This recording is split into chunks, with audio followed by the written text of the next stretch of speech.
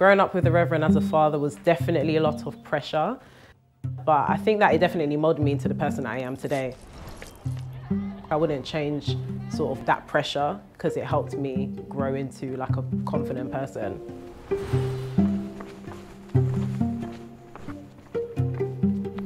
There were times where I felt restricted, even in the sense of worldly things like getting your ears pierced. You know, I wanted tattoos.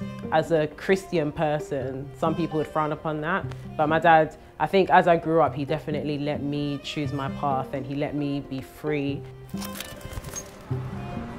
Growing up in South London, being African wasn't cool, but I think because the way my family raised me and, you know, I felt quite comfortable with it. It was really important to them coming to this country that they raised children who were in touch with the culture and who were in touch with their heritage.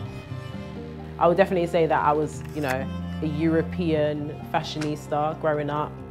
I don't like to dress loud, but I definitely would like to, you know, make a statement. Even when I compete, I'm always trying to jazz up my outfit, especially if I'm, you know, training. I want to be able to rely on what I'm wearing. I want to be able to feel my best too, and I think that energy definitely comes out in the ring for sure.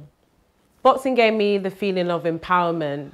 I just kind of felt like, wow, I can actually continue learning in life. The first time I went into that boxing class, you know, I didn't realize how you actually have to focus. Like I was obviously a raw novice, but I kept going and it just started to come all together. I feel like I found my purpose. And it's made me a better woman. If I have support from my family, then that's all I need. So what's the plan for today? Just keep it light on the pads.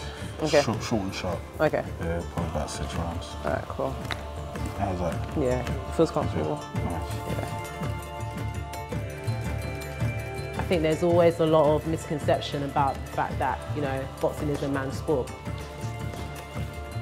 I encourage women to get into boxing mainly because it will benefit you in terms of fitness, in terms of your mentality.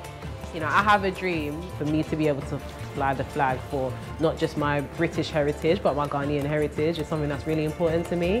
If that is God's path for me, then that's something that I'm definitely going to grab with both hands. If you have hard work and dedication, then, you know, you can't fail.